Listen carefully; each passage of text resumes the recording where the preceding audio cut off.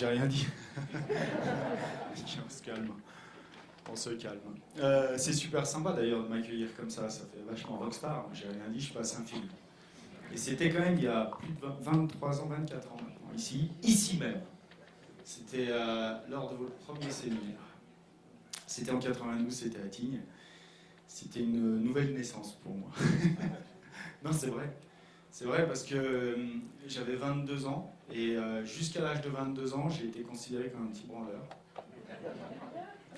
Et ici même, sur une piste qui n'est pas très loin d'ailleurs, j'ai franchi une ligne d'arrivée rouge de 10 cm d'épaisseur.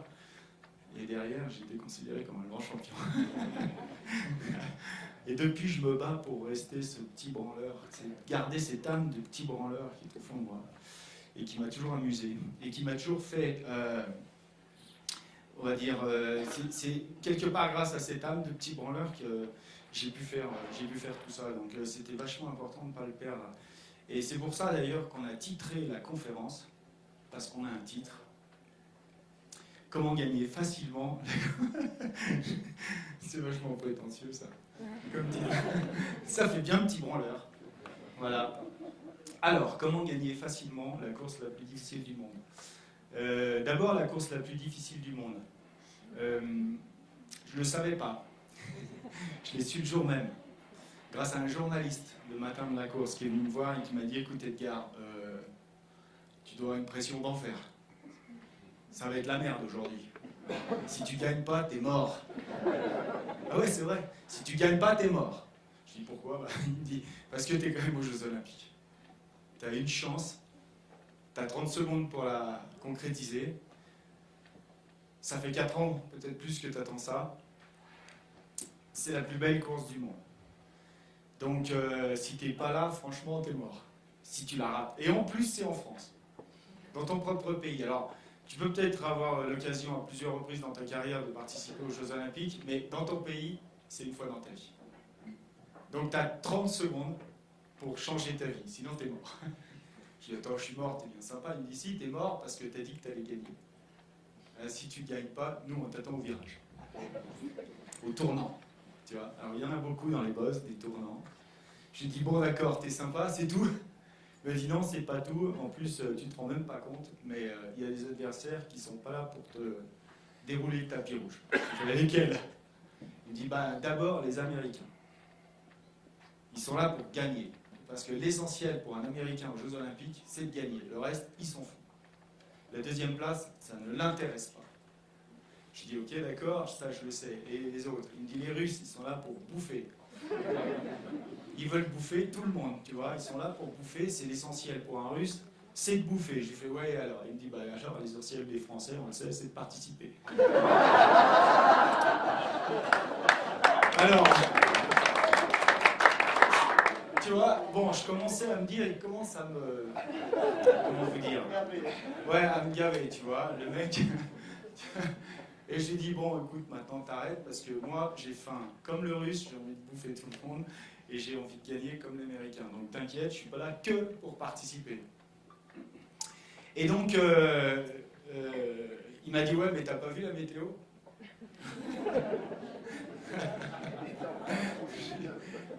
Puis en plus, il m'a dit, je veux dire, t'as 12 000 spectateurs devant toi, et t'as le monde qui te regarde, parce qu'on est en audiovision, et ça c'est relaté par les médias. Et en regardant par la fenêtre, je lui ai dit, putain, c'est vrai, c'est vraiment une belle journée pour être champion olympique. Il me dit, non, c'est pas possible, tu peux pas le dire comme ça, tu dois avoir une pression d'enfer, je comprends même pas pourquoi, et comment tu arrives à être debout. Et je lui ai dit, écoute, moi, la seule pression que je connais, je la bois au bar. Donc, si tu veux, je t'en payerai une ce soir, après la victoire. Et donc, voilà, c'est ça l'âme du petit branleur. Donc, j'ai pris conscience à ce moment-là que ça était sans doute la plus difficile, la course la plus difficile du monde, mais dans la tête de ceux qui ne l'avaient pas préparée comme moi je l'avais préparée. Et moi, je l'avais préparée pour que ce soit la course la plus facile du monde. Je l'avais préparée pas comme une course classique, traditionnelle, je l'avais préparée comme je prépare à chaque fois une compétition. Pour faire en sorte que j'ai de la marge, je me paye le luxe, quand je suis dans le portillon de départ, d'avoir de la marge par rapport à mes adversaires. Et quand je dis de la marge, c'est-à-dire qu'effectivement, pour moi, concrètement, ça voulait dire que je devais avoir une avance suffisante, technique, une avance technique, physique, puis aussi psychologique, hein, un ascendant psychologique suffisant, de manière à ce que si je fais 2 fautes dans la descente, et ça m'arrive, eh bien je gagne quand même. C'est ce que j'ai fait, c'est ce que j'ai préparé pendant 3 ans. J'ai préparé ces 30 secondes-là pour faire en sorte d'avoir le luxe de pouvoir faire des fautes et de gagner quand même. Si on repasse la vidéo, on ne va pas le faire, hein. Vous verrez, j'en ai fait une de faute. J'en ai fait un écart de pied, mais le reste du temps. Voilà. Donc je n'ai pas gagné par hasard. Et pourquoi ça a été facile? Parce qu'il faut quand même se rendre compte que je suis arrivé au départ avec l'entraînement,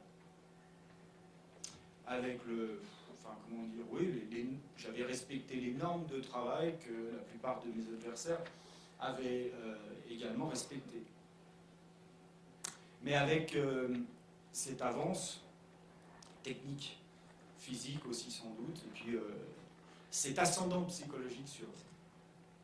Et donc, ce que je vais vous expliquer, c'est pas les 65 virages que j'ai réalisés entre le portillon de départ et la ligne d'arrivée, que vous avez vu tout à l'heure, peut-être à la télé il y a 24 ans. Ça, on s'en fout, on l'a vu. Mais je vais vous raconter les 1 300 000 virages que j'ai fait et qui m'ont permis d'arriver au départ de ces jeux et d'en faire la course la plus facile à gagner de ma carrière. Et quand je dis que c'est ça, pour le coup, c'est pas de l'arrogance de dire que c'était la course la plus facile à gagner de ma carrière. Parce que j'étais tellement prêt que je ne voyais pas comment elle allait pouvoir m'échapper. Alors, j'étais prêt intellectuellement déjà. J'étais prêt intellectuellement parce que je considérais à ce moment-là que je n'étais pas là par hasard. Je l'avais rêvé en fait. Et quand quelqu'un vient me dire « Putain, c'est fantastique, tu te rends compte, tu as été champion olympique à 22 ans, mais après, qu'est-ce qui se passe ?» Je lui dis « Après, c'est pas le sujet. » Je lui dis « Mais par contre, j'ai pas été champion olympique pour la première fois à 22 ans. Je l'étais à 5 ans. » C'était un rêve. C'était un rêve parce qu'à l'âge de 5 ans, j'avais des parents qui étaient passionnés de ski. Et je suis allé décrocher d'ailleurs cette passion-là dans leur regard. Alors heureusement, pas heureusement, ils n'étaient pas passionnés de comptabilité, mes parents.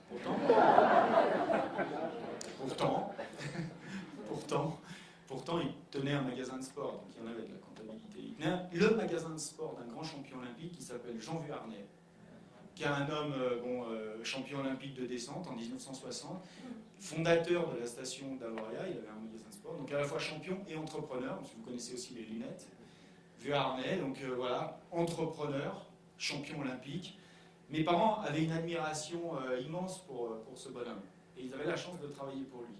Et cette admiration, elle se traduisait par une fierté dans le regard qui, moi, ne me laissait pas indifférent. Bref, je la voyais jamais, cette fierté dans le regard, quand je ramenais mes bulletins quand je rentrais de l'école. J'avais plutôt des punitions ou des bonnes notes. Donc bon, par contre, un jour, ma mère rentre d'une réunion de parents d'élèves et elle me dit « Edgar, on t'a inscrit à la compétition des parents d'élèves. » Et il y avait tellement d'enthousiasme quand elle m'a dit ça, je me suis dit « Putain, elle a une attente. » Ça lui a dû faire tellement plaisir qu'il y ait une attente. Et moi, je commençais à flipper parce que je suis un autodidacte du ski. J'ai appris à skier de temps en temps avec mes parents. Mon père, qui était entraîneur de ski, moniteur de ski, m'a jamais donné un seul conseil en ski. Quand il m'emmenait skier, c'est parce que lui avait envie d'aller faire quelques virages entre deux pauses. Enfin, non, à la pause, justement. Donc lui, il allait skier, et moi, je faisais tant bien que mal, j'essayais de le suivre. Bon, je me pétais souvent la gueule. Et pour pas rester tout seul à flanc de montagne, avec mon petit bonnet, il fallait que je me relève très vite. En fait. Donc il m'a pas appris à skier, mais il m'a appris à me relever très vite. Et ça, c'est déjà pas mal. Et puis, je suis un autodidacte du ski, parce que j'ai appris à skier avec mes copains du club des sports. Mes copains d'Avoria, comme ça. Justement, pas au club des sports. J'ai jamais eu d'entraîneur, tout ça. Et donc, je savais pas ce qu'il fallait faire pour skier entre des piquets. Donc je flippais. Les seules choses entre lesquelles je skiais, c'était les touristes sur les pistes, par exemple. On s'amusait avec mes copains à justement frôler les touristes. C'était notre truc. Voilà, on appelait ça l'escadrille hurlante, on était les Indiens.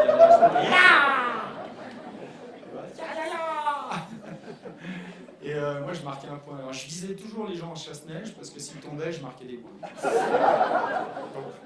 Bon, c'était notre show. Bref, tout ça pour vous dire que j'avais pas les compétences et c'est ce qui fait que je flippais. En plus, j'avais pas le matos parce qu'à force de passer près des touristes, je passais sur les skis, ça abîmait les cars, ça abîmait les semelles et je glissais pas très vite. Et donc, je me suis retrouvé le lendemain, enfin, il y avait la compétition, encore quelques heures à attendre avant le départ de la compétition, mais j'étais dans le magasin de sport et je chougnais dans un coin, comme un gamin qui peut chougner dans un coin. Et donc, le grand champion est passé par là, il m'a vu chougner, il m'a dit « Qu'est-ce qui va pas ?» Et j'ai saisi l'opportunité, je lui ai donné mes skis, je lui ai dit « Monsieur Jean, est-ce que tu peux préparer mes skis pour qu'ils aillent aussi vite que quand tu as gagné ta médaille ?» Et il a dit « Pas de problème. » Il les a filés à son technicien. Il lui a dit « Tu les fais comme si c'était les miens. » Et quand il me les a rendus, tout prêt, nickel, phare tes courses, hein. Je lui ai dit « Monsieur Jean, comment tu fais pour skier dans les piquets ?» Tu sais, la technique. Et là, il m'a dit « Écoute, je t'ai vu skier entre les touristes, voir les piquets, c'est plus facile. Ça bouge pas. » Et là, il faut imaginer l'état dans lequel j'étais dans le portillon de départ. Bah, j'ai une confiance d'enfer, j'avais le conseil du grand champion et le matos comme le grand champion. J'ai vu les piquets rouges des Parisiens. Magnifique. Ah, frôler le Parisien, c'est un délice. Et bon, après, bon, tu sais, moi j'avais que ça en tête. Si, on parlait aussi, alors c'était le piquet bleu, c'était le parigot. On faisait pas bien la distinction à l'époque. Enfin, rouge et bleu, voilà. Et en fait, j'ai aligné chaque piquet, je suis arrivé en bas, premier biberon. Biberon, c'est la catégorie. Premier biberon, j'avais 5 ans. Et quand j'ai ramené la médaille à la maison, je peux vous dire, j'ai vu la même lueur de fierté dans le regard de mes parents que quand ils étaient avec le grand champion. Et ça m'a donné des idées. J'en ai pas dormi. Enfin, j'en ai rêvé. J'ai rêvé que moi aussi, quand je serai grand, je serai le meilleur skieur du monde. Et j'ai souvent l'habitude de dire que y a un morceau de la médaille de premier biberon dans la médaille des Jeux Olympiques. Ça reste un rêve de gosse, totalement utopique. D'accord, mais c'est à ce moment-là que je l'ai vraiment vu. C'est à ce moment-là que je l'ai vraiment vu. Et donc, je pense que j'aurais jamais pu en faire la course la plus facile du monde si je n'avais pas eu au fond de moi ce rêve-là. Je dis ça parce que c'est pas le jour de la course que ça se joue. Le jour de la course, tout le monde a envie de s'éclater, de donner le meilleur de lui-même. Ça, c'est sûr. Mais il y a tellement de moments de préparation, d'entraînement, dans des conditions pourries, où il n'y a pas forcément, on n'a pas forcément tout à notre disposition, hein, toutes les planètes ne sont pas alignées tous les jours, où il y a des, voilà, où il faut se dépasser, il faut se donner, que si tu n'as pas le rêve au fond de toi, qui est bien accroché, solidement accroché, ça va être très difficile. Ça va être très difficile de se lever ces jours-là, d'aller à l'entraînement et d'avoir la même foi, d'investir la même intensité dans le travail, quand c'est difficile. Et tu sais forcément que c'est dans ces moments-là que tu prépares le truc. Et moi je dis toujours, enfin, c'est pas dramatique de ne pas avoir de pas réaliser un rêve, mais ce qui est dramatique, c'est de ne pas avoir de rêve à réaliser. Parce que finalement, c'est ce qui nous fait avancer. Mais ça reste un rêve de gosse. Et on peut dire qu'à l'âge de 5 ans, 10 ans, bon, un rêve de gosse, on peut tous en avoir. Ce rêve-là, moi, il m'a donné des idées. Alors, si je poursuis un peu, il m'a donné des idées à l'âge de 14 ans, quand mon père, c'est devenu vachement sérieux. Il m'a dit, il faut que tu fasses un choix maintenant. Alors, tu réfléchis, puis tu vas en parler à ta mère. C'est pas son style de micromanagement, mon père, tu sais. Alors, tu sais, je lui ai dit, bon, d'accord, ok. Je suis allé voir ma mère, je lui ai dit, tu sais, maman, je veux faire du ski. C'est l'expression de mon rêve qui est ressortie. Bon, j'ai entendu mon père dire, ça ne sera pas une perte pour la science. Ça fait pas plaisir. Ça fait pas plaisir. Ouais, ça me fait marrer. Mais moi, je suis allé le voir, je lui ai dit, pourquoi tu dis ça, c'est pas sympa. Et là, il m'a dit, écoute, c'est pas le problème. Maintenant, l'enjeu, c'est que tu réussisses, parce qu'à 18 ans, on te fout dehors. Alors, c'est là que je suis retourné voir ma mère. Et moi, je dis, t'entends, il va me foutre dehors. J'avais 14 ans, 18 ans, j'étais, je veux dire, je n'existais même pas au niveau européen dans le ski de boss. Je n'existais pas. Donc, je veux dire, je ne voyais même pas comment, en 4 ans, j'allais pouvoir devenir le meilleur du monde. Ce qui n'était d'ailleurs pas l'ambition de mon père. Mon père, quand il m'a dit réussite, je ne sais même pas ce que ça voulait dire pour lui, réussir.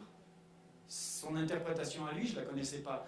Mais la mienne, et c'est finalement la mienne qui comptait, c'était d'être le meilleur du monde. C'est pour ça que je suis allé voir ma mère, je lui ai dit, t'entends Moi, j'ai commencé à flipper. Et ma mère m'a dit, écoute, on va réfléchir à un plan B. C'est génial.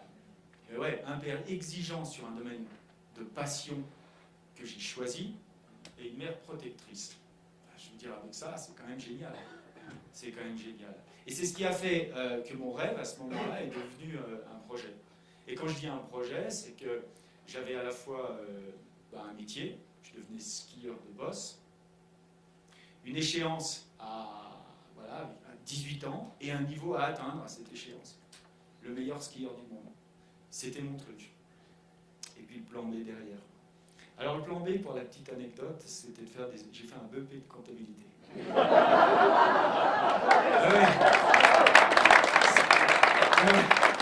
Mais ça, tu nous l'avais pas dit quand on s'est rencontrés à déjeuner. Mais j'en garde un peu sous la pédale quand même. Non, en fait, c'était le plan B, c'était d'être moniteur de ski si les choses ne se passaient pas comme prévu. C'était d'être moniteur de ski, d'être capable de tenir un magasin de sport, donc comptabilité, vente, commerce. Bon, je ne suis pas allé au bout. Je suis pas allé, c'est pas grave. C'est pas grave, mais en tout cas, ce qui était important à ce moment-là, c'est de pouvoir donner des priorités claires. Quand il y avait des choix à faire entre le ski et les études. Ça ne veut pas dire que j'ai arrêté les études, ça veut juste dire que j'étais focalisé, et je pouvais focaliser mon énergie. Et c'est là que je suis allé voir la conseillère d'orientation au collège, des barates, qui devrait se dire là, à l'heure qu'il est, si elle me voyait là, si elle me voyait, gars, tu as été performant sans doute dans ta vie en ski, mais la plus belle des performances, c'est d'être debout devant ces gens. Parce qu'un petit branleur comme toi, s'adresser à des gens comme ça, de ce niveau-là, franchement, chapeau, tu vois. Parce que cette dame-là, je suis allé la voir, parce que bon, j'ai eu un problème, j'étais dans une classe hyper studieuse, et ça ne me convenait pas, c'était pas assez comme j'ai un naturel à faire le show, ou le pitre, ou le déconner, en fait, à foutre le bordel, ça se voyait trop. Alors je lui ai dit, vous ne pourriez pas me mettre dans une classe où c'est le bordel. Comme ça se voit pas. Tu vois, je serais passé pour un mec sage. Et elle m'a dit, écoutez, gros pion, faut arrêter, franchement, vous foutez de ma gueule. Je veux dire, il faudrait peut-être plutôt réfléchir au métier que vous voulez faire plus tard. Je lui ai dit, j'en ai un. Je suis skieur de boss, c'est mon métier. Elle m'a dit, attends, gros pion. Tu vois, je me dis un métier, et là je me dis, attends, elle confond le métier, c'est vrai que pour moi c'est plus une vocation, tu vois. Elle me dit, non, un métier, gros pion, vous n'avez pas compris le sens de ma question. Et là je me disais, mais elle n'a pas compris le sens de ma vie, c'est pas possible, tu vois. Et donc, bon, elle m'a viré. J'ai fermé le bureau de sa porte, et j'ai lu, j'ai regardé, il y avait son nom, Madame Lafaille. Je me suis dit, c'est pas auprès de Madame Lafaille que je vais trouver la force, tu vois, laisse tomber, tu vois. Et non, mais c'est dingue, c'est quand même fou, hein. C'est quand même fou. Bon, j'avais une prof d'anglais qui s'appelait Madame Cabu, c'est pas pour ça qu'elle était bourrée en cours, hein. Mais là, pour le coup, Madame Lafaille, il a fallu oublier, quoi. Et tracer sa voie. Mais tout ça pour dire qu'à l'âge de 14 ans, le rêve est devenu un projet. Et puis, puis plus tard, une ambition, avec un objectif clair. Et ce qui était intéressant, c'est que ce soit un rêve, que ce soit un projet, que ce soit un objectif clair, c'est devenu un objectif à l'âge de 19 ans. Hein. c'est quand ce fameux journaliste, moi je vous ai parlé tout à l'heure, est venu me voir et m'a dit Edgar, on est à 3 ans des Jeux, tu viens d'être champion du monde, c'est quoi ton ambition là pour les Jeux Olympiques? Et je lui ai dit, t'inquiète, je vais gagner. Alors comme vous, là, il est resté stoïque. Pourquoi il dit ça? On n'a jamais entendu un sportif français dire qu'il allait gagner avant la course. Hein? Donc il est taré celui-là. Il me dit, pourquoi tu dis ça? Et comment tu vas faire? Et je lui dis pourquoi? Parce que j'y crois. Comment je vais faire? J'en sais rien. Par contre, j'ai 3 ans pour trouver des solutions. Et c'est là que le mec a écrit le lendemain dans l'Équipe, qui est notre Bible à nous, que j'étais un petit branleur, prétentieux et arrogant. Ça fout les boules. Ça m'a mis les boules. Mais tout ça parce que ce qui m'a mis les boules, c'est que lui, d'une certaine manière, il n'y a pas cru. Il a confondu l'arrogance et l'audace. Pour moi, je considère que pour réussir quelque chose dans sa vie, il faut faire preuve d'un peu d'audace. C'est vrai. Je veux dire, si tu ne prends pas quelques risques, si tu ne fais pas preuve d'un peu d'audace, tu ne te lèves pas le matin avec la même énergie. Tu vois, tu peux, quand c'est un peu difficile, tu n'es pas moins titillé par ton orgueil, par exemple. Donc si tu ne fais pas preuve d'un peu d'audace, si tu n'affiches pas clairement tes ambitions, en plus, c'est difficile d'emmener autour de toi une équipe qui n'est pas forcément payée pour te faire réussir toi, surtout quand tu es en équipe de France. En équipe de France, on est 15 athlètes. Et il y a des entraîneurs qui sont là, payés par la Fédération française de ski. Leur job, c'est de créer les conditions pour que les uns et les autres puissent donner le meilleur d'eux-mêmes entre un portier de départ et une ligne d'arrivée. Mais ils le font de manière claire et équilibrée entre les uns et les autres. Sauf que moi, qui voulais être champion olympique, je savais très bien que c'est pas en faisant la même chose que mes camarades de l'équipe de France que j'allais pouvoir les battre. Il fallait qu'il y ait un supplément d'âme là derrière. Et donc si j'ai dit je vais gagner, c'était une alerte pour leur dire les gars, vous n'êtes pas juste entraîneur de l'équipe de France, mais vous êtes en plus de ça l'entraîneur du futur champion olympique. Et ça a du sens normalement. Ça devrait avoir du sens. Ça devrait donner un supplément d'âme. Et comme quand je dis ça, c'est en plus interprété comme de l'arrogance et je passe pour un petit branleur, je prends le papier et je vais voir Nano Pourtier, qui est le patron, le capitaine des équipes de France, mon boss, le mec qui m'a sélectionné en équipe de France. Et je lui dis, putain, qu'est-ce que t'en penses? Il se marre, et il dit, tu peux pas plaire à tout le monde. Non, mais quand il pense, ça fait... il a pas tort. Et d'ailleurs, alors, Nano, c'est pas le genre de mec qui est très expansif. Donc, quand il me dit ça, il fallait que je parte avec mon papier dans la chambre, puis je commence à réfléchir, tu vois. Et à me dire que dans la vie, tu peux pas... il y a les mecs qui veulent faire plaisir, puis il y a les mecs qui veulent gagner, puis il est en train de me dire que c'est pas les mêmes. C'est-à-dire que si tu veux prendre le leadership dans un domaine, il faut accepter de ne pas plaire à tout le monde. Ça peut froisser les susceptibilités des uns des autres. Peut-être de ceux d'ailleurs qui ont eu une ambition puis qui ne sont pas arrivés, donc ils vont projeter sur eux tout un tas de trucs, de peur, de critiques derrière. Ça va leur donner en fait du grain à moudre et ils vont pouvoir expliquer à la terre entière que parce qu'eux ne l'ont pas fait, alors personne ne peut le faire. Et quelque part, je crois qu'avec ce journaliste, on était un peu dans cette logique-là. Bref, ça le renvoyait à des choses qui s'appellent un peu l'impuissance ou la médiocrité, je ne sais pas. Mais en tout cas, ce que Nano m'a fait comprendre aussi, c'est que si je voulais gagner, il fallait que je m'entoure de gens convaincus. De gens dont effectivement, qui prenaient cette ambition, qui était mon ambition, mais ils la prenaient pour eux. Et qu'ensemble, on s'enthousiasmait sur la même compétition, sur les mêmes ambitions, sur les mêmes rêves. Chacun a sa place.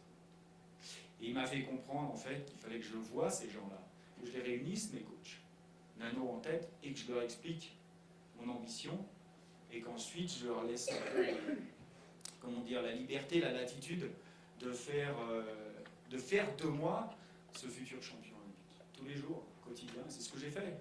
Je leur ai dit, ne croyez pas ce qu'on dit dans les journaux. je serai au rendez-vous, à chaque rendez-vous des entraînements que vous allez me faire faire.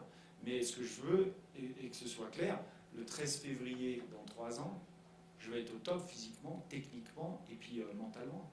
Le reste, hein, je m'en fous et je ferai le job. Je serai au rendez-vous, il n'y a pas de problème. Alors non seulement j'étais au rendez-vous pendant 3 ans, mais en plus souvent, après chaque entraînement, je leur disais, dis donc, on n'en ferait pas une? Ils me disaient, non, c'est bon. Je dis, attends, tu sais bien que c'est pas en faisant la même chose que les autres, que, tu vois. Donc les mecs m'ont dit, ok, c'est vrai, toi tu veux être champion olympique. Nano Pourtier, à ce moment-là, en plus, il a questionné l'ensemble de l'équipe de France sur les ambitions de chacun. Et moi, qui pensais que cette réunion était absolument inutile, puisque tout le monde devait, quand tu es en équipe de France, tout le monde se doit d'avoir l'ambition d'être champion olympique, je suis tombé de ma chaise. Il y avait 3 groupes à la fin. Il y avait 3 groupes. Il y avait les groupes des gens qui disaient à quoi bon? C'est vrai, hein? Donc on leur pose la question, disant dans 3 ans, tu as l'opportunité de participer aux Jeux Olympiques et de pouvoir éventuellement les gagner parce qu'on mettra les moyens en œuvre pour qu'on ait des Français sur le podium. Et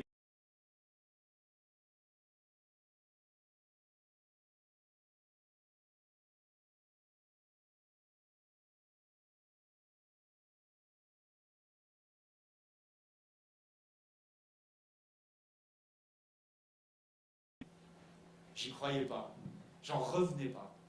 Quand je dis que je suis tombé de ma chaise, je n'en revenais pas.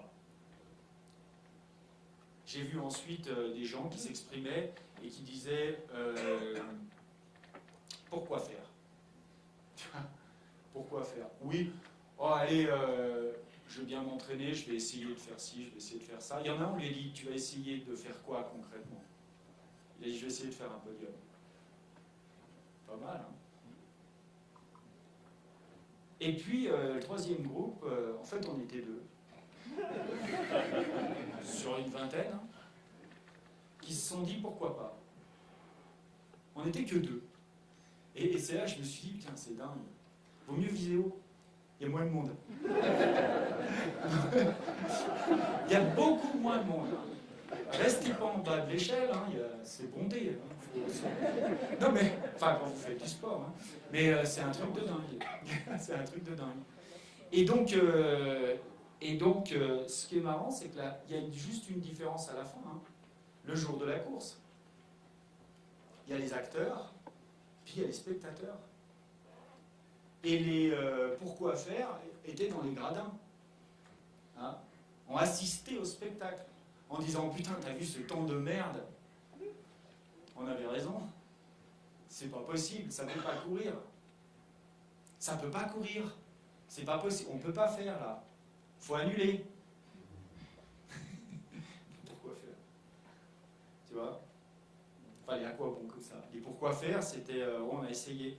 Alors il y en a un, il a essayé hein, pendant 3 ans de se lever le matin, essayer ensuite de s'entraîner, tu vois. Il a fait les heures. Hein. Les 1 300 000 virages, le mec, il les a fait. Hein. Enfin, il a essayé de les faire, mais il les a fait, entre guillemets. Les 8 heures d'entraînement par jour, ah, il les a fait, il n'y a pas de problème. Enfin, il a essayé de les faire, mais il était là. Quand je dis qu'il essayait, c'est qu'il n'a pas su, quand il le fallait, mettre le coup de rein, tu vois, qui fait la différence entre j'essaye et je fais. C'est juste un coup de rein, hein. C'est pas grand-chose. Le jour de la course, d'ailleurs, le coup de rein, il ne l'a pas retrouvé non plus. Et il a atteint à la perfection l'objectif qui s'était fixé. 4e. Quand tu dis j'essaye de faire un podium, 4e, c'est nickel. Hein. Heureusement qu'il n'a pas mis le coup de rein.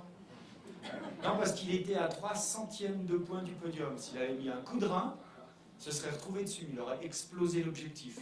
Ça se fait pas. Ça ne se fait pas, tu sais.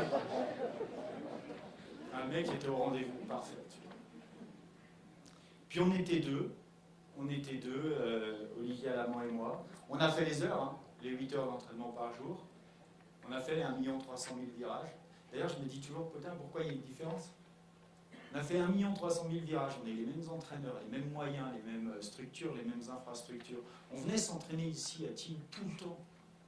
On connaît la piste, on a le même savoir, on a acquis les mêmes connaissances. Pourquoi il y a une différence en plus loin? Qu'est-ce qui justifierait le fait qu'il y ait des différences entre Olivier Alamand, mis à part le fait qu'Olivier vient de La Plagne, et que depuis l'âge de 16 ans, il est en équipe de France, et que moi je viens de la Clusaz, et que depuis l'âge de 16 ans, je suis en équipe de France. Et donc, lui comme moi, depuis l'âge de 16 ans, on a les mêmes moyens. Mis à part ça, il n'a pas plus de talent, j'en ai pas plus non plus. Enfin, je veux dire, on n'a pas plus de chance non plus. Et alors pourquoi il y aurait une différence? D'ailleurs, c'est quoi la différence? À l'arrivée, 83 centièmes de point. 83 centièmes de point, c'est pas visible à l'œil nu. Il faut être un pro pour le voir. Il faut être un juge. Moi, même, je ne suis même pas capable de vous dire où est-ce que la différence s'est faite. Je ne peux pas vous le dire. Mais il y a des gens dont c'est le métier, donc on leur a fait confiance. Et puis en cherchant, en creusant un peu, et finalement c'était la stratégie qui était la mienne pendant 3 ans, que je n'ai pas expliqué à mon journaliste, mais c'était de regarder le mec qui était le meilleur, Olivier. Puis je le connaissais bien, Olivier, parce que voilà, équipe de France, forcément on était potes, et on vivait, enfin, on vit en vase clos 24 heures sur 24, 7 jours sur 7. Et était comme 10 mois par an. Et donc Olivier, je le voyais faire. Je le voyais progresser, je le voyais se remettre en question, je le voyais évoluer dans sa pratique. 1 300 000 virages. Olivier Alamand, tous les 100 virages, il montait une marche. Il se remettait en question et il grimpait une marche. Tous les 100 virages. C'est-à-dire qu'Olivier Alamand, il est arrivé au jeu en haut d'un escalier qui faisait 13 000 marches. C'est balèze quand même. Tu vois ? Je le mets tous les jours, plusieurs fois par jour. Et moi qui observais Olivier Alamand, et qui évidemment n'était pas meilleur, je me suis dit, il faut que je me remette en question tous les 65 virages. Et ouais, c'est le seul truc que j'ai pu trouver qui allait me permettre sans doute d'être un petit peu meilleur que Olivier Alamand. 83 centièmes de point, je vous rappelle, ça se voit pas à l'œil nu. Tous les 65 virages, ça fait 20 000 marches. Je suis arrivé en haut des Jeux Olympiques, en haut d'un escalier de 20 000 marches. 7 000 marches de différence avec Olivier Alamand. Vous pourriez dire, putain, c'est énorme, mais c'est 83 centièmes de point. C'est rien. Ça veut quand même dire une chose, c'est que chaque marche, c'est le détail. C'est-à-dire qu'on ne fait pas des révolutions chaque jour à l'entraînement, ni même au bout d'un mois. Et puis tout le monde progresse, tout le monde avance. Donc on travaille dans le détail du détail. Ce qui peut vous faire dire qu'effectivement, si sur les images vous dites que ces mecs sont tarés, mais nous on est en maîtrise totale de notre art. C'est-à-dire que, enfin je veux dire, on fait les choses. Donc pour vous dire que moi, avec la certitude d'avoir fait 20 000 petits progrès et plus que mes adversaires les plus costauds, ça traduisait chez moi la course la plus facile du monde. Avec en plus la certitude, parce que je l'avais celle-là et il était clairement affiché, la certitude que j'étais le seul à vouloir la gagner. Parce que ce que je ne vous ai pas dit, c'est que dans les deux pourquoi pas, il y avait Olivier qui avait dit « moi je veux gagner » et moi qui ai dit « je vais gagner ». C'est pas pareil. Tu sais, entre « je veux » et « je vais », une petite différence. Il y a une petite différence. Et quand, d'ailleurs, pour l'anecdote, quand Olivier Alamand est arrivé en bas de la course et qu'il a eu son score, il était champion olympique. La course n'était pas terminée. Il restait un mec au départ. Mais à ce moment-là, lui qui voulait gagner, il a eu ce qu'il voulait. Bon, bah après, moi j'ai dit je vais le faire, je l'ai fait.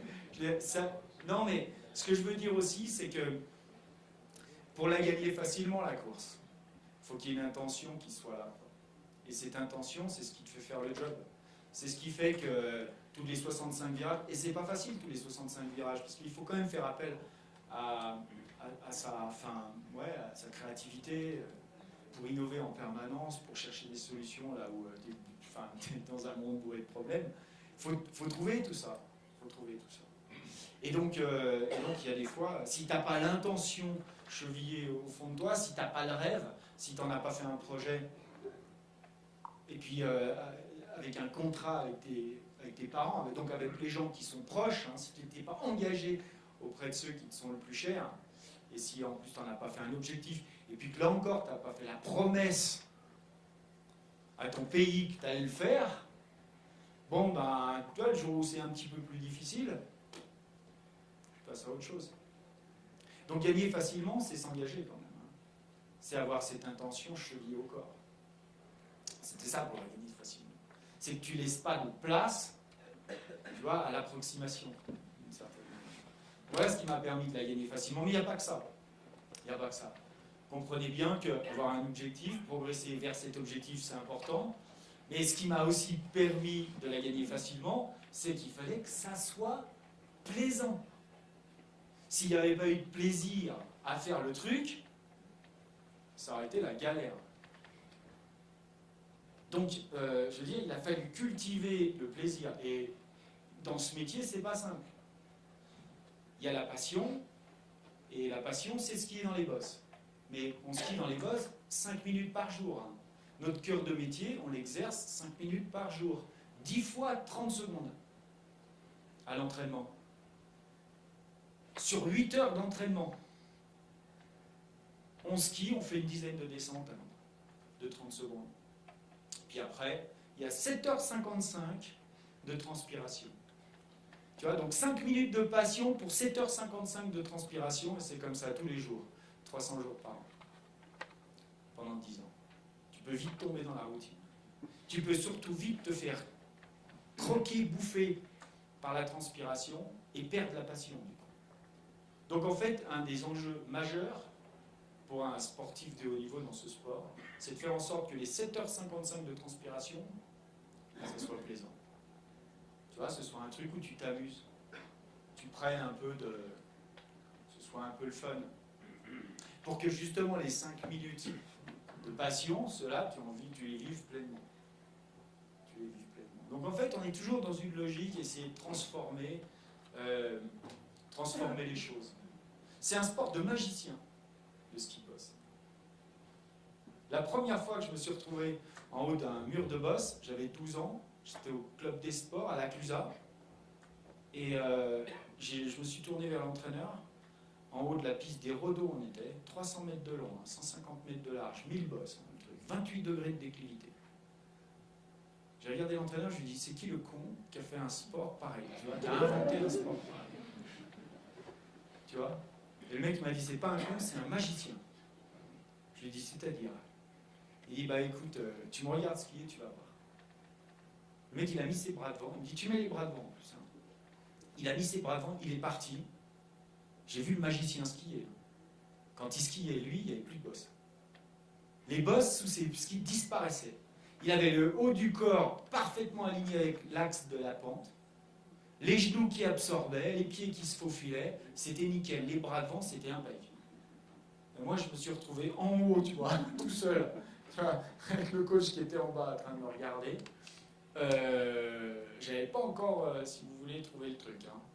Et la baguette magique, moi j'avais 2 bâtons, mes petits bras. J'ai fait ce qu'il m'a dit, parce que c'est le coach. J'ai mis mes bras devant, j'ai pris mon courage à 2 mains, j'ai laissé aller. J'ai fait 5 virages. Je me suis explosé.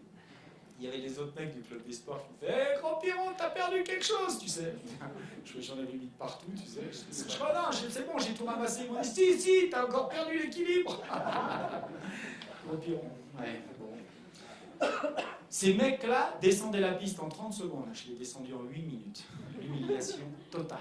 Première expérience dans les bosses. Quand je suis arrivé en bas, je suis retombé sur le magicien. Tu vois. Je lui ai dit, mon chef, t'as bien vu, moi je suis pas fait pour ce sport. Et c'est là que j'ai vu le magicien, encore une fois. Tu vois. Et le mec, il m'a dit un truc, ça a changé ma vie. 15 ans après, cette piste-là, le mur des Rodos, on l'a rebaptisé le mur Edgar. T'imagines le magicien. Il m'a dit un truc. Et c'est ça qui a changé tout le reste. Hein. Et il a commencé par me demander, dis donc, quand tu étais en haut là, je t'ai bien vu face aux 1000 bosses, qu'est-ce que tu te disais? Enfin, dans ta tête, comme ça. Je lui ai dit 1000 bosses, bah, j'ai 1000 problèmes. Il m'a dit, ben, va falloir que tu te mettes à penser comme un champion. Et là, j'ai eu un doute. Parce que pour moi, si tu veux, le champion, c'est le mec qui a les jambes, mais la tête laisse tomber. Hein.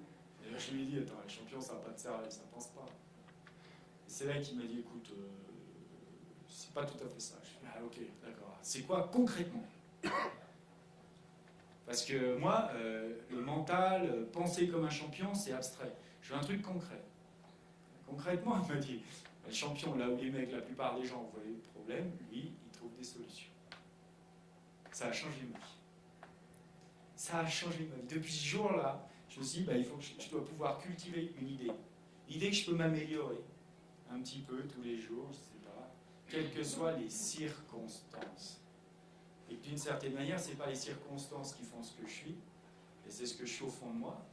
La manière dont je regarde les boss qui vont déterminer les circonstances. Et les circonstances, finalement, ne sont que là pour me révéler à moi-même. Et donc, ce qu'il a voulu me dire aussi, c'est que je ne pouvais pas changer les boss. Mais que ce n'était pas un problème. Parce que je pouvais changer le regard que j'avais sur les boss. C'est-à-dire que ce n'est pas l'obstacle qui te pose problème, mais la manière dont tu l'envisages peut être soit le problème, soit la solution. Ça dépend comment tu concentres ton énergie, sur quoi tu focalises ta pensée. Et à partir du moment où j'ai compris ça, je me suis dit, putain, moi, je ne peux plus contre les autres, je devrais pouvoir le faire.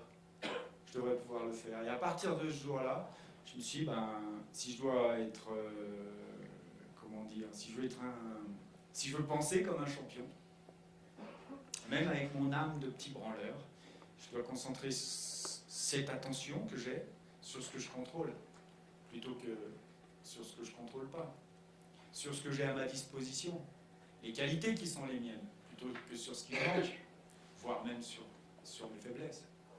Il faut que je concentre les choses sur ma passion, plutôt que sur la raison. Il faut sans doute que je m'investisse à chercher des solutions plutôt que de trouver des problèmes, des excuses, pire encore, des problèmes. Bref, il faut que je sois dans une logique positive plutôt que dans une logique négative, parce que je suis dans un monde chaotique. Et si je veux être acteur dans ce monde chaotique, il faut plutôt voir les choses de manière positive. Et donc, c'est quelque chose qui, quand je vous dis, a transformé ma vie, oui, ça a pris 15 ans. Hein.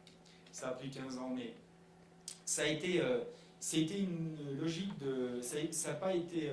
comment vous dire? Ça a été une philosophie. Voilà. Ça a été une philosophie de vie, quelque part. Et ça a été la plus belle des philosophies, puisque pour moi, ça a été celle qui a inspiré la performance. La performance. Je ne dis pas l'exploit, hein, ni le résultat. Je dis la performance.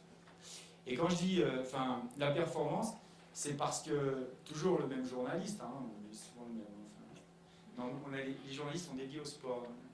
Et ce mec, un jour, il est venu me voir, alors j'avais déjà tout gagné, puis il me dit, bon, Edgar, franchement, avec les performances que tu fais, c'est extraordinaire, tu dois bien pouvoir nous dire ce que c'est pour toi la performance, tu dois en avoir une définition. Et j'étais dans la merde. Enfin, vous qui êtes performant tous les jours, vous avez une définition de la performance? C'est quoi pour vous être performant? Enfin, je veux dire une définition qui définirait la philosophie qu'il y a derrière. C'est pas simple de définir comme ça, de but en blanc, face en plus à un journaliste, sur une question assez sèche. C'est quoi ta définition de la performance, dis-nous?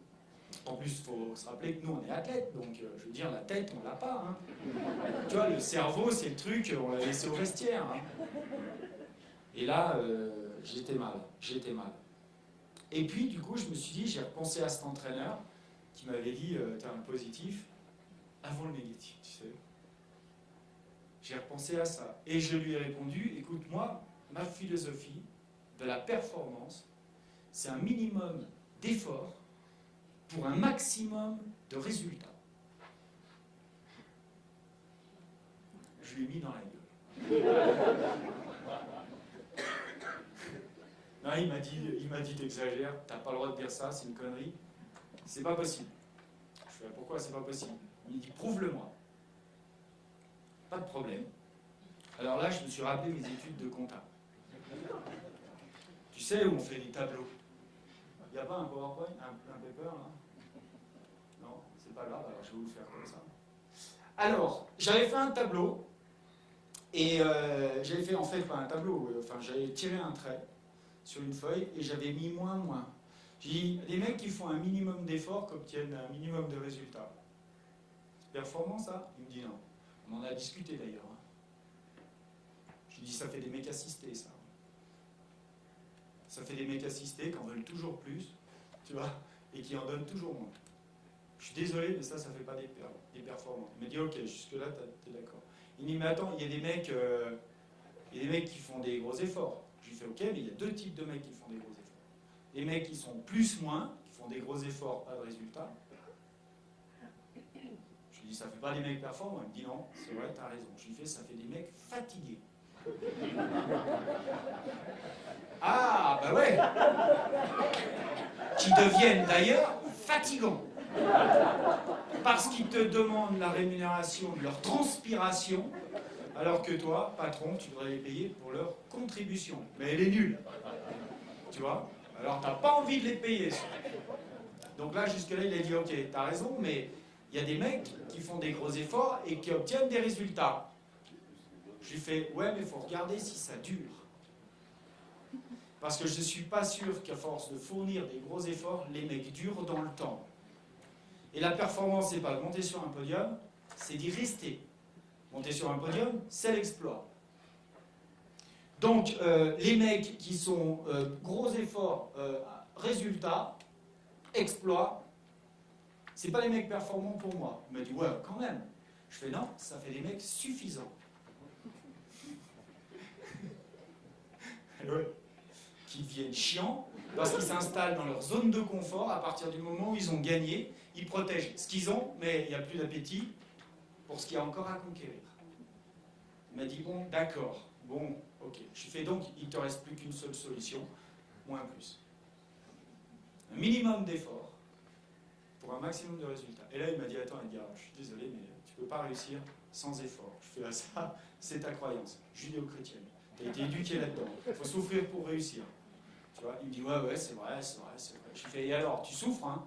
Il me dit, ouais, je transpire. Ouais. Et alors, le résultat, enfin, moyen. Mais je m'en fous, j'ai bien souffert. Tu vois, c'est le truc. Les mecs, ils souffrent pour se rendre irréprochables. Tu vois. Mais la notion de résultat, elle n'est plus là. Non. Quand je te dis un minimum d'effort, ça ne veut pas dire que tu ne travailles pas, ça ne veut pas dire qu'il n'y a pas d'exigence, pas d'excellence. Ça veut dire qu'il y a un maximum de plaisir. C'est-à-dire que le plaisir que tu fais, que tu prends à faire ce que tu fais, te fait oublier l'effort. Et je lui dis, c'est de la motivation, ça. C'est-à-dire c'est le maximum de motivation, tu peux travailler ta motivation. Parce que quand tu es motivé, tu n'as pas le sentiment d'être en effort. Tu vois, tu es dans le désir des choses et pas dans la volonté. Et c'est quand même une grosse différence entre le désir et la volonté. Le désir, c'est du plaisir à prendre. La volonté, c'est des efforts à faire. C'est pas pareil. Hein, ma chérie? Non, mais c'est vrai. Ben oui. Moi, je t'aime, j'ai énormément de désir pour toi. Hein, c'est pas pareil, tu prendrais pas pareil si je disais, mais je t'aime, j'ai énormément de volonté pour toi. Non, mais... On est d'accord, hein, ça résonne pas pareil. Hein, voilà, donc il y a bien une différence entre le désir et la volonté. Le désir, le plaisir, c'est un wagon c'est une locomotive qui tire 100 wagons pendant 100 ans. La volonté, c'est un wagon, tu vois, pendant un an. Ça marche pas très longtemps, la volonté. Donc on ne peut pas piloter les gens sur la volonté. C'est pas top. Donc je reviens au plaisir, parce que je l'ai touché à un moment donné avec Nano Pourtier, quand je venais d'être champion du monde. Jusque-là, j'avais fait le job et tout. D'ailleurs, je trouvais que moi, j'avais bien travaillé, beaucoup travaillé pour en arriver là. 19 ans, champion du monde, putain, c'était quand même une super reconnaissance. Et Nano Pourtier, le lendemain de la course, le lendemain, 2-3 jours après, quand on retourne à l'entraînement, Nano Pourtier, il remet les compteurs à zéro, tu sais. C'est le boss. Donc on y retourne, tu vois. Sauf que là, il me chope, il me dit, Edgar, maintenant que tu es champion du monde, tu es devenu l'homme à battre. Il va falloir, maintenant que tu assumes ce statut, et que tu montres, que tu me dises, et que tu nous montres à comment tu vas emmener ton sport à un niveau supérieur. Et là, je lui ai dit, attends, moi je n'ai pas réfléchi, je ne voulais pas aller à l'école, c'est pour ça que je réfléchis, je ne vais pas commencer ici, tu vois. Il m'a dit, tu n'as pas le choix, tu n'as pas le choix. Et je lui ai dit, en plus, tu vois bien que moi j'ai quand même beaucoup travaillé pour en arriver là, le temps n'est pas extensif, je ne peux pas en faire beaucoup plus, donc, je veux bien faire plus, mais je veux dire, le truc est un peu limité, quoi. Et il m'a dit, non, pas forcément. Pas forcément. Dis-moi où est-ce que, qu'est-ce que t'aimes vraiment quand tu skis? Où est-ce que tu te fais le plus plaisir? Je lui dis, quand je skie,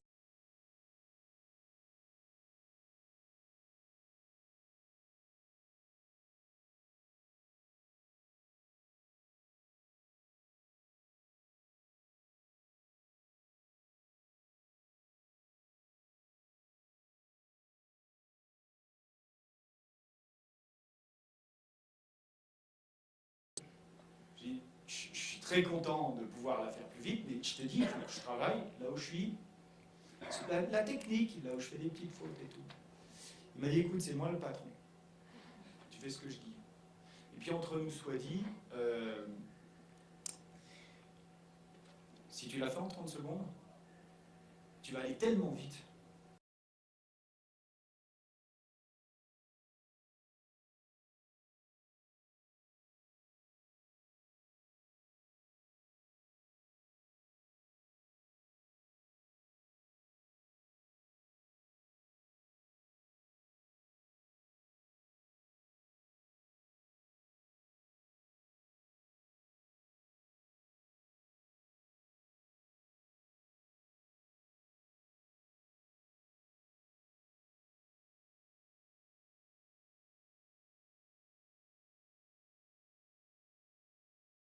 On les regarde, et tous les cailloux ont des occlusions. Sauf le diamant parfait, hein, évidemment. Mais tous les diamants ont des occlusions. Mais les occlusions, c'est les petits défauts. Et bien nous, on les taille, on les polit.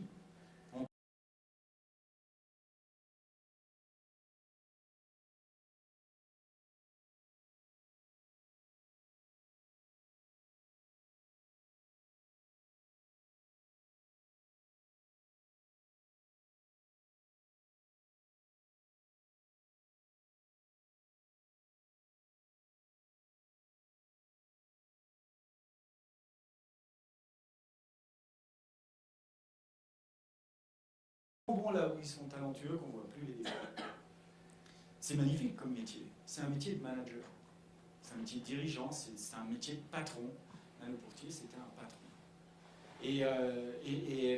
Quand je vous dis que j'ai vécu ça comme un défi, c'est évident. Je veux dire, l'exigence du patron, là où tu es bon, c'est un défi. C'est un challenge personnel que tu relèves. Mais l'exigence du patron, là où tu n'es pas bon, c'est une galère. Tu vois, c'est le meilleur moyen d'être en effort plutôt qu'en plaisir. Plutôt que dans le désir d'y arriver. Donc en fait, là où ça a été fantastique, et pourquoi ça a été la course finalement la plus facile du monde à gagner, ben, tout simplement parce que l'écart que j'ai réussi à faire sur mes adversaires était lié au rêve qui était au fond de moi, à l'envie d'y arriver, était lié à cette capacité à travailler et à me remettre en question tous les jours, mais en me remettant en question sur des domaines où j'étais déjà très bon, et en oubliant les domaines où j'étais très mauvais. Et c'est ça qui a fait la différence. Mais pas que, je pense que pour réussir dans le temps, il faut aussi avoir des principes. Et moi, j'avais un principe hérité de mon éducation. Je me disais, si un jour tu es confronté au dopage, c'est niette. Si un jour on te propose un truc, c'est hors de question. Tu peux même pas te soigner, parce que même se soigner, c'est se doper. Et puis un jour, j'étais malade, la veille d'une course, hyper importante pour moi. Parce que cette course, elle revêtait l'enjeu suivant. Si je la gagne, je suis numéro 1 mondial. Et j'avais 18 ans. Donc, j'aurais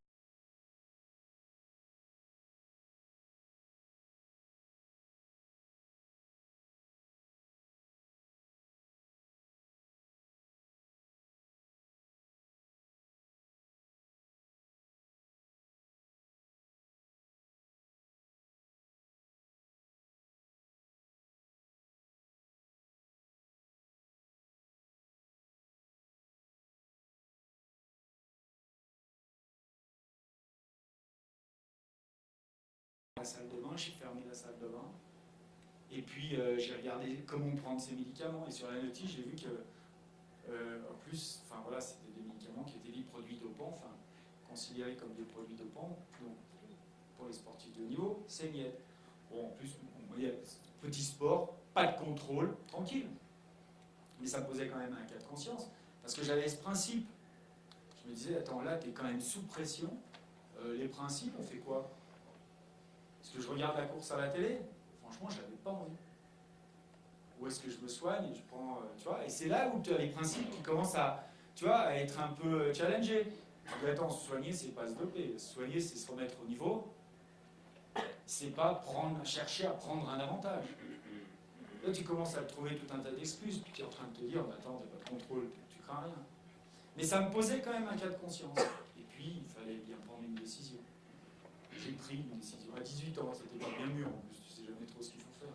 Tu sais pas si c'est la bonne. Puis c'est pas le genre de situation dans lesquelles tu appelles le public, tu sais.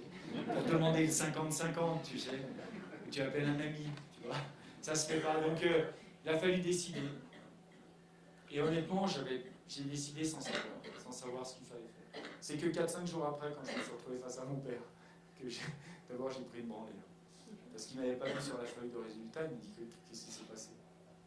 Je lui dis, bah, j'ai regardé la course à la télé. Il me dit, tu me dis ça comme ça, toi. Je dis, non, je t'explique, tu vois. Et donc je lui ai expliqué ce que je viens de vous raconter. Il me dit, pourquoi tu as pris cette décision?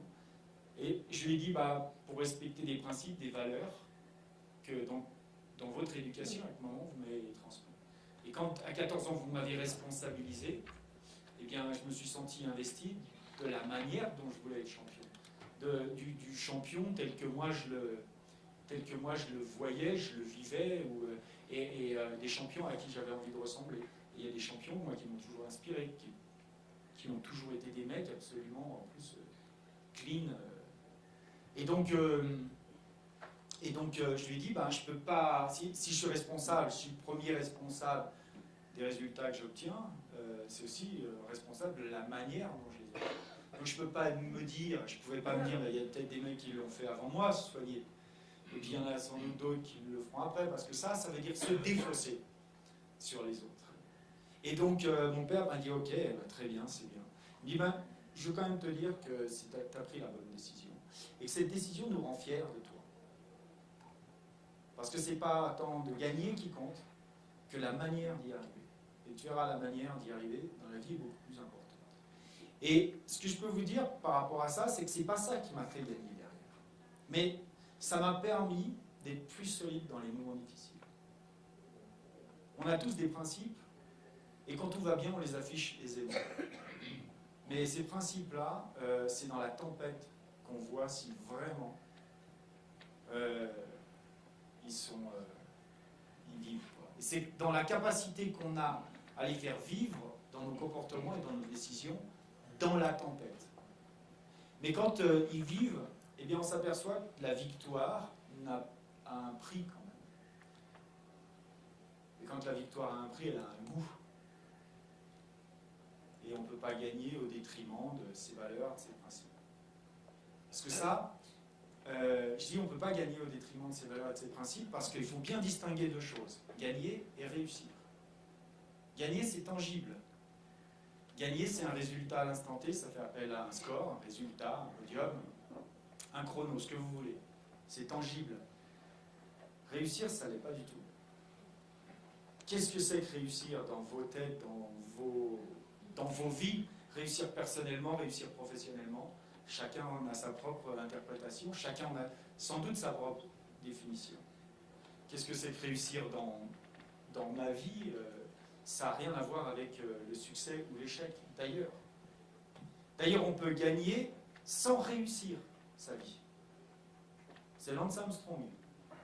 Le mec a gagné, très bien, mais passer sa vie, la moitié de sa vie à tricher, l'autre moitié à essayer de se faire pardonner de ce qu'il a trahi, est-ce que c'est une réussite? On verra à la fin. On ne peut pas dire. D'ailleurs, on verra toujours à la fin. Donc on peut gagner sans réussir, on peut aussi réussir sans gagner forcément. Parce que réussir, ça fait plutôt référence à l'accomplissement personnel, à l'épanouissement personnel. pas du tout au résultat à l'instant T. Le résultat à l'instant T, c'est finalement qu'une étape sur le chemin de la réussite. Donc la réussite, c'est un chemin. La victoire, l'échec, c'est qu'une étape dont on peut sortir plus fort, d'ailleurs, sur le chemin de la réussite, et peut-être nous permettre d'aller plus loin sur le chemin de la réussite. Donc, ce que je voulais vous dire par rapport à ce que m'a dit mon père, quand il m'a dit on est fiers de toi, ça ne m'a pas fait gagner. Mais ça a ancré chez moi une espèce, un sentiment d'accomplissement. Petit à petit, hein, ça a construit ça. Tu ne peux pas réussir en dehors des valeurs qu'on t'a transmises dans ton éducation. C'est finalement ce qui forge le socle de ton identité, de ce que tu es. Et tu ne peux pas réussir en dehors de ce que tu es, parce que réussir, c'est être toujours et un peu plus ce que tu es au fond de toi. C'est pas être un autre, c'est pas jouer un rôle. Et donc, pour moi, ça a été fort, parce que quand il a fallu décider de dire je vais gagner, d'afficher ou non le résultat par rapport au CGE, ben moi, au fond de moi, je suis un petit branleur. Et un petit branleur, c'est audacieux, ça titille, ça pique. Si ça doit prendre le leadership, un petit branleur, ça le prend. On n'attend pas qu'on te le donne. Sinon, c'est pas du leadership. Et donc, c'est ce petit branleur qu'il a fallu faire vivre pour justement choper l'opportunité qui se présentait là. Parce que là encore, ce que m'avait dit mon entraîneur, à l'âge de 12 ans,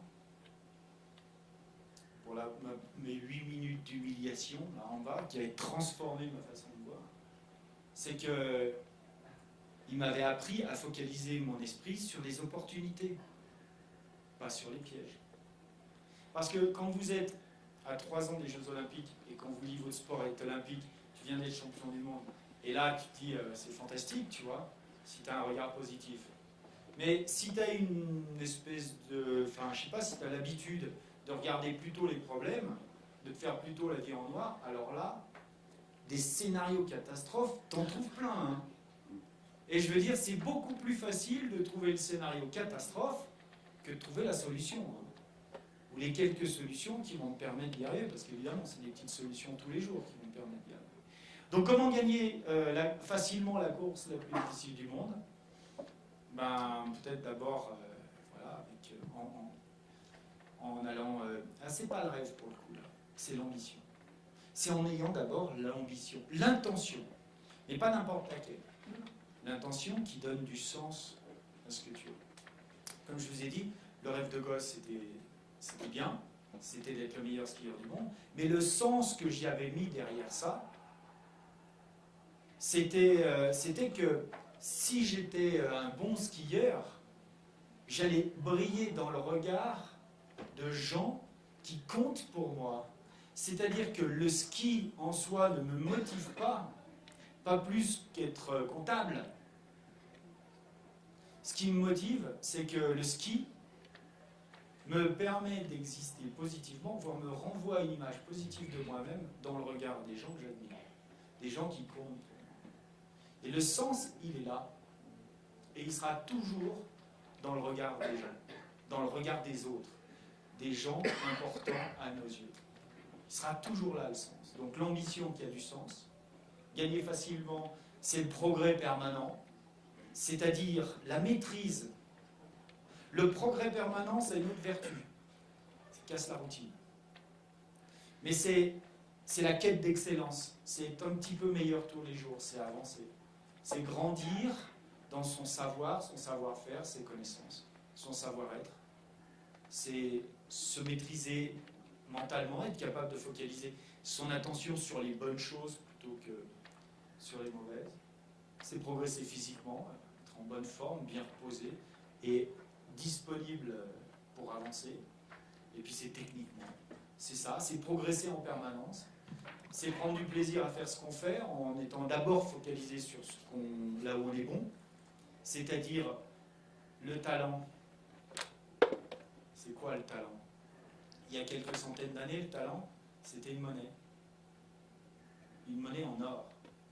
Et c'est donc d'aller au fond de soi, rechercher ce trésor qui est en nous, pour l'utiliser, l'exploiter, le faire briller. Donc c'est le talent, c'est les valeurs, c'est-à-dire c'est l'éthique. Et puis enfin, parce que j'ai parlé de mes entraîneurs, de Nano, de mes parents, tout ça, c'est l'équipe. C'est l'équipe. Parce qu'on ne gagne pas tout seul, même dans un sport individuel. Vous m'avez vu tout seul entre le portillon de départ et la ligne d'arrivée. Mais pour arriver dans le portillon de départ, physiquement, techniquement et mentalement prêt, c'était un travail d'équipe, c'était 1 300 000 virages, 8 heures par jour, mais avec des mecs. Avec des mecs qui ont cru aussi. Et des lignes d'arrivée, avant celle des jeux, il y en a eu plein. Et là, il y a un management à avoir. Le management, il est lié au résultat. Parce qu'à chaque fois que tu franchis une ligne d'arrivée, il y a un résultat. Il est bon ou il n'est pas bon. Hein. On a atteint l'objectif ou on ne l'a pas atteint. Ni plus ni moins. Et là, il y a un management à avoir. Parce que les mecs qui t'ont emmené dans le portillon de départ, ils ont passé du temps, de l'énergie, ils ont mis de l'intelligence.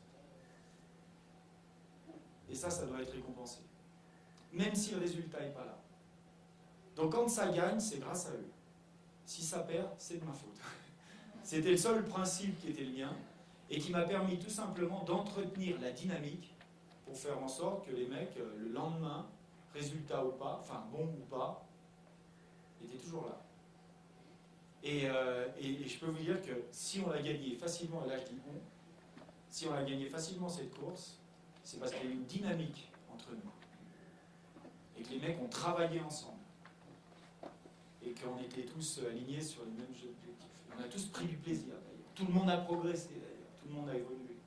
On était fédérés autour des mêmes valeurs. Et c'est ça qui nous a fait réussir. C'est ça.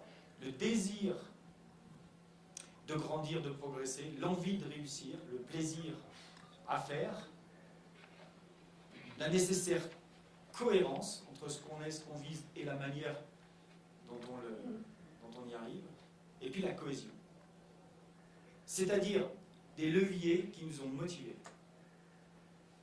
Et ce qu'on a appris, finalement, c'est que la motivation, c'est cette énergie magnifique qui fait qu'on ne fait pas d'efforts et qui nous amène à obtenir des beaux résultats.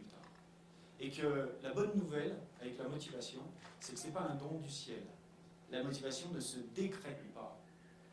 Ce ne serait pas l'apanage de certains élus et puis ils passeraient à côté d'autres.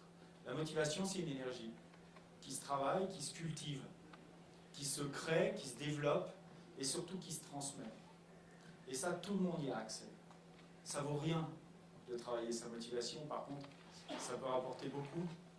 C'est se poser les bonnes questions, à savoir qu'est-ce qui donne du sens, qu'est-ce qui nous fait avancer, comment on veut progresser, pourquoi on sera meilleur demain qu'aujourd'hui, quels sont les talents qui sont les miens, comment je vais m'appuyer dessus. Et finalement, enfin, si je le fais, mais je le fais, est-ce que je respecte les principes et les valeurs qui sont les miens, avec qui j'ai envie de réussir, comment je vais emmener ces gens dans la dynamique. Tout ça, ça ne coûte rien de se poser ces questions. Trouver les réponses, parfois ça va exiger des moyens, d'accord, mais ne jamais se projeter, ne jamais déterminer un projet en fonction des moyens disponibles, ça vous le savez, mais en fonction du désir, de nos désirs les plus profonds, parce que c'est quand même la force de ce désir qui va nous permettre de trouver les moyens et les alliances nécessaires pour réaliser tous ces projets, pour faire de nos rêves une réalité. Parce qu'il s'agit bien de ça. Et ce que je viens de vous dire maintenant, ça ne sert à rien si vous n'en faites rien, d'ailleurs. Hein, ça ne sert absolument à rien. Alors, venez pas me demander ce qui donne du sens à ma vie. Hein. C'est pas fait pour ça. Ce qui compte, c'est ce qui donne du sens à la vôtre. Merci beaucoup pour votre attention.